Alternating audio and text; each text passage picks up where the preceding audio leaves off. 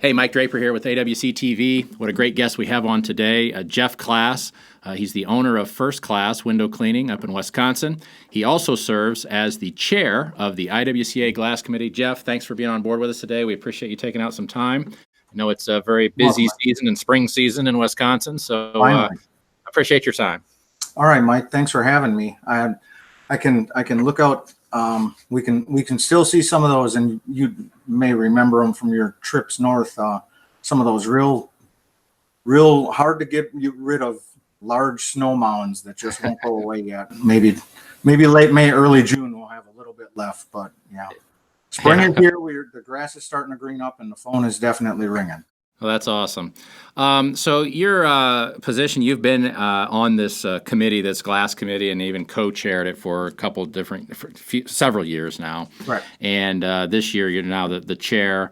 And so congratulations on that, first of all. It's a big undertaking. It's going to be a thankless undertaking at times. A lot of money spent on your end to do that kind of thing. And so we appreciate your sacrifice, if you will, to do it, first of all. This topic of wanted to talk with you about today was these joint bulletins that many window cleaners may not even know exist out there, that the IWCA, the International Window Cleaning Association, and GANA, the Glass Association of North America, co-wrote. They put information together jointly to talk about the protection needed in the construction process, and then ultimately some proper cleaning procedures for glass. What value do you see from the chair side of that to window cleaners out there, those two bulletins? Okay, well, the protection bulletin didn't exist. There was nothing out there. And my predecessor, Paul West, when he took over the glass committee over 10 years ago, he wanted to kind of have a better relationship with the glass manufacturers, because ultimately nobody wants damaged glass. The window cleaner doesn't want to scratch it. The glass manufacturer doesn't want their product damaged, and certainly the building owner, residential or commercial, doesn't want a damaged product turned over to them at the prior to moving into their new building. And really, a lot of the issues window cleaners faced came down to protection. So the glass committee was tasked at that point. Paul reached out to some people at GANA, Glass Association of North America, and said, well, what about protecting it on site so that window cleaners aren't faced with so many of these problematic things to get off? They were all for it, so we put our heads together and wrote some things, and they had some ideas. It went back and forth, and that's when the construction site protection and maintenance of architectural glass came out. Now, let me back up here. Last year, GANA, Glass Association of North America, and NGA, National Glass Association, have merged. So these bulletins, both of them, have just been reissued with both of their logos and the IWCA logo on them. So, okay. Go ahead. Yeah, in that protection bulletin, there's some things in there that a window cleaner really, would pay attention to, and I would think kind of like.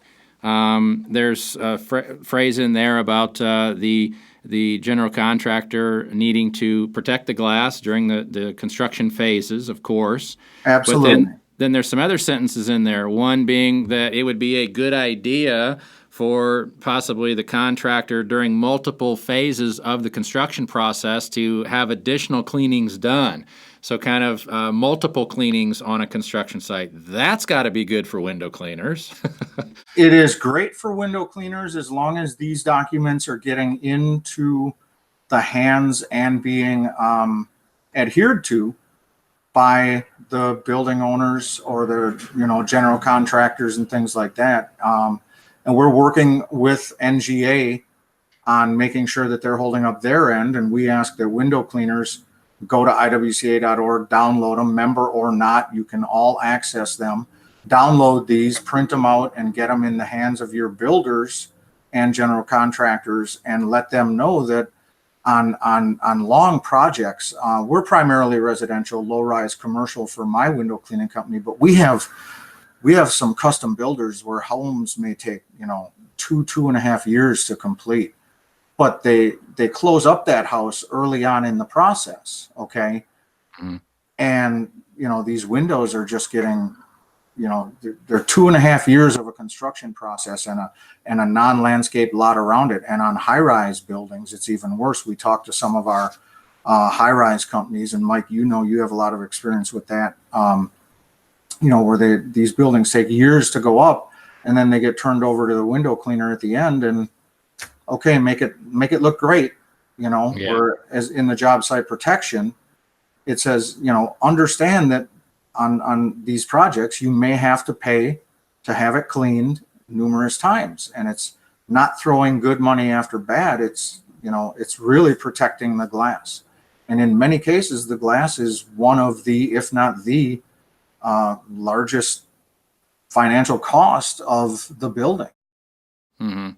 Yeah, absolutely. And so there's some other, if you read it, I'm always a big believer in reading something and understanding it so that you could explain it. But there's some other clauses in there as well that, really give credence to, hey, if you didn't take, these precautions, then there's, and we'll talk about it in the next bulletin, but in this bulletin, it starts making reference to, hey, there's more aggressive techniques, but it could damage the glass for whatever reason. We could argue till the cows come home about what the reasons are right now, but they're saying, look, it could be damaged. And so, Right. It's really just important to understand these things. Yeah, the paragraph you're referencing, it basically says conditions that cannot be cleaned using typical glass cleaning procedures. A professional window cleaner should be consulted for recommendations on more aggressive glass cleaning procedures. And the use of more aggressive procedure may itself damage the glass. So it basically lays out the groundwork in this, that if the glass isn't properly protected and cared for during the construction phases, there's great potential for damage to that glass when it gets turned over to the professional window. Yeah. And I mean, look, the bulletins are always written by very articulate people and vocabulary and all this stuff. If we put this in layman's terms, basically what that first bulletin says is, hey, GC, hey, general contractor, you've got to do some protecting during the process of building. The glass sits there, it gets hammered by dirt and wind and everything else, sand, and getting hit and just brutally taking on all these elements for 2 years, 3 years, 5 years in high-rise elements, and then you expect a window cleaner to come in and make it all go away. It's not going to happen. I mean, that's not going to happen. Right. Right. And that's not even taking into account all the trades that come before. Yep. Okay, window cleaning is traditionally one of the final steps, one of the last trades in, and all of the, we've got so many pictures sent into the glass committee from glass committee members and non of job construction sites where the pouring concrete, and if they put some viscreen up 6 or 8, tape up some viscreen, and that concrete pour isn't going to get all over the lower parts of the windows, or building runoff above 4, 5, 6, 8 floors. There was one member that had a sprinkler test done on the inside of a building. I don't have all the details, but the water from the sprinkler test got on the windows and caused a hard water deposit problem on the inside windows. Okay, I mean, and with just a little forethought and a little protection, that wouldn't have turned into a big restoration job on inside windows on a high-rise building. I mean, it basically, like you said, it comes down to, hey, general contractor, window cleaners aren't magicians. We need the same level of respect as your other trades, and your other trades need to protect their job sites, protect their work areas. Would you agree with this, Jeff? I mean, I always like to talk to the audience a little bit about how to position yourself, how to sell this. So you get called out to a job site. I know the way that I would go about it, and did when I had my business, these bulletins were available, is that I would start asking questions based on the bulletin. So as I'm walking around or the general contractor calls me out, I may start saying, hey, was there protection on the glass throughout the building process? Depending on their answer, you're going to kind of lead them down the direction of this next bulletin we're going to talk about. But it's like, oh, okay, there wasn't protection. All right, you realize that the GANA and IWCA, NGA, they require that glass be protected. So okay, now what will we do? Let's take a look at the glass. Would you agree that's kind of a process that you should be going through with those that are hiring you? Absolutely. You have to educate and train your builders, educate your builders. You have to, if you're doing it on site and you're lucky enough to get a few minutes with them to walk around, you don't want to necessarily just come in and, wave it in front of their face and go, man, you really screwed it up on this because you didn't protect, but you just want to kind of get them to where they need to understand that because A, wasn't done protection, then B, aggressive cleaning and potential damage is going to likely come into play here. And that, the window cleaner should not get sandwiched in between those two factors. Yeah. And be responsible for it. And then, so that kind of leads us into, so we've got that bulletin. The next bulletin, though, we've got, so we're talking with the builder, and they're going to have to, they're going to admit probably that they didn't protect it. So now we're looking at, okay, you want us to clean it, and I'm kind of going off the top of my head, but that other bulletin deals with the cleaning procedures of glass, and you might tell me what the exact title of that is. I can't pull that one is called proper, and this was actually a rewrite. This bulletin was, it was out there, and the short history of this bulletin was it was kind of a little bit of a, everyone know what that gesture is to the window cleaning industry. It was, my understanding of the history is this was written by a couple of guys that had, their idea of window cleaning was paper towel and Windex. They wrote this with not a lot of technical in-field knowledge. Everyone laughed at the old proper procedures for cleaning architectural glass products. There's your full title. Okay. They talked about the use of a 1-inch razor if any scraping needed to be done, and that was always a big joke amongst the window cleaners that had the original version back in the day. And they, this thing was written kind of when the relationship between the Glass Association of North America and IWCA being recognized as the most powerful voice for professional window cleaners, when that relationship was a lot of this, they came out with this and said, okay, we're going to come out as the voice of glass and tell you how to clean windows. So again, when my predecessor, this was another big stone we had to push up a hill. We said, you guys don't know, you guys being GANA, you guys don't know how to clean glass. We do it all the day, all the time. We'd like a shot at rewriting your proper procedures for cleaning architectural glass products bulletin. And they said, okay, go ahead. Let's see what you got. And it has been reissued with the dual logos available, member or non, at IWCA.org. It speaks to routine and non-routine cleaning. So routine is your maintenance cleans, your route works, your things like that.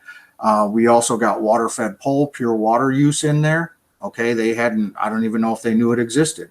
Talks about your coated glass, talks about all of those kind of things. When you get down to non-routine and post-construction cleaning and restoration, which would be your hard water spotting and things like that, it comes back to construction site protection, which is the bulletin we talked about prior. That's referenced in here.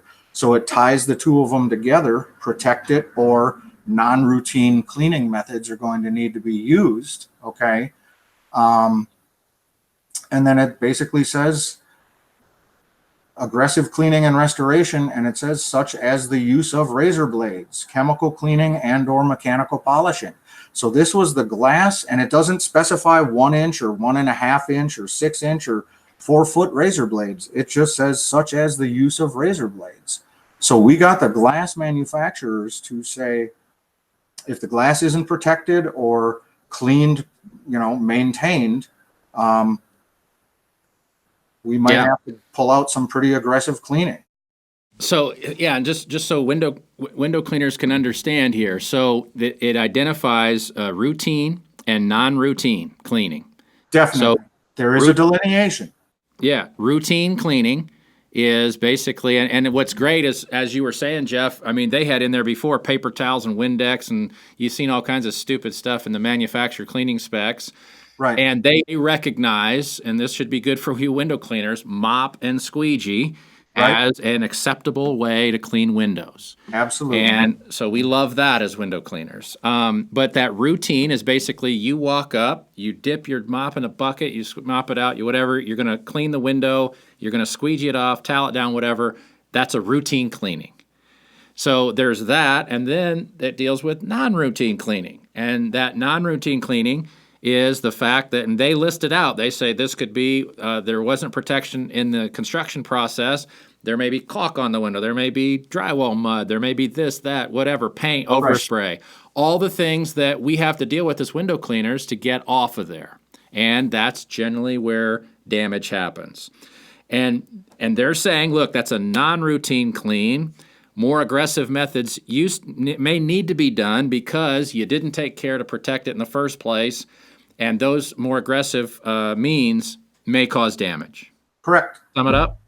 That's pretty much it. Yes. And so it's a beautiful thing if you really know it and understand it. Wouldn't you agree, Jeff, that I think it's the easiest thing to defend. I mean, you come into a building, okay, you didn't protect the glass. Okay, well, we can do our job here. We can do this non-routine clean, but since you didn't protect or whatever, I can't be liable for that, right? So I need you to sign this waiver. That's much easier than saying, you know what, I'm going to whip out my razor and I'm going to scratch when I want, or I'm going to scrape when I want to scrape, and I'm a window cleaner and sign this scratch glass waiver. Right. And whatever happens, and you're leaving them holding the bag and walking away going, hey, you sign, I mean, you're basically laying out the case for why more aggressive cleaning methods were needed, and you're putting the onus on protection and the builder. I mean, I did a quick search on the PDF of the job site protection. The word window cleaners, okay, those two words together are used 4 times in that document. And one of the 4 is when it's International Window Cleaning, okay, Association. So only 3 times are window cleaning or window cleaners referenced in that document. Everything else in that document is about the builders and the general contractors, and it's protection. Okay, this is putting all of the onus on them taking care of their job sites and the glass on their job sites. So then if it's not done, you come back to proper procedures again with the glass. We couldn't have just put anything we wanted in these bulletins and gotten the rubber stamp from GANA saying, sure, whatever. Okay. They went through it word by word. They came back to us. There was some back and forth, it ended up, whatever, it worked out, but, they weren't happy with some things and we weren't, and, that's called good negotiating. However, this is the glass manufacturers. The NGA is the largest glass manufacturing association in North America, especially now after the merger. Okay. Mm-hmm. They are basically saying, so if you come to your builder, you'd walk them down that path like we discussed. Here's your protection. Now we have to go non-routine. Now I need you to sign this waiver because A and B, okay, you're just the messenger. All you're doing is showing yourself as a professional, educated window cleaner with documents backing you up from the glass makers, okay? And it should be a lot easier sell than the scenario that we've been perhaps told to operate under in the past. Absolutely. And I like to illustrate it this way. This is really the equivalent of what GANA is saying. GANA is saying, it's my product. We put it out there, and you didn't take care of it for some reason. And so now you basically have to, you almost have to restore it, because you didn't follow our guidelines, so now you got to restore it. And hey, in that restoration process, these guys might be able to get it done, but there could be damage that would occur. And GANA is saying, we're not going to take responsibility for that, and nor should the window cleaner, by the way.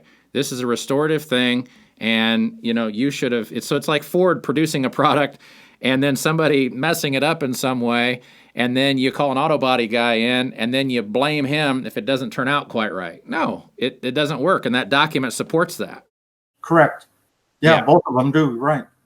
And so it's really, guys, if you haven't brushed up on these two documents, to me, there's never been an easier way to present yourself. Not that awkward, oh, well, we want to use razors and this and that. It doesn't matter.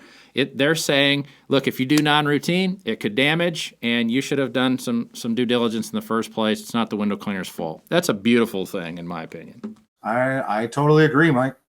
So with that in mind, then, and I'm putting you on the spot here just a little bit on this question, Jeff, but those two bulletins, I know there was word out there that the IWCA and you guys were going to rewrite the waiver, and it was going to match up to these bulletins. And have you guys finished that?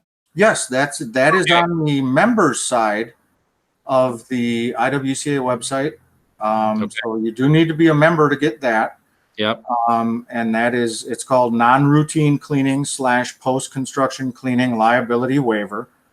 It references both of these bulletins. However, we're going to have to pull it down for a short time, probably, because on the reissued ones, we thought they were going to keep the numbering system that GANA had in place, but they, for whatever reason, changed the numbering on them. So what used to be TD010116 is now FB0100. So people make work. So we're going to have to come back into our waiver real quick and just change a little bit of the referencing numbers, just so that it's in line with the most recent versions that we just got literally Wednesday from NGA, with the dual logos on them and things like that. So, but yes, there is a updated waiver for IWCA members on the Glass education part of the website.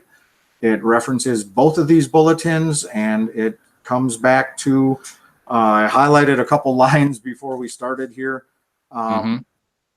Insert company name, unless that's your company name, you'd want to change that. Will not be held accountable to replace any glass for any reason.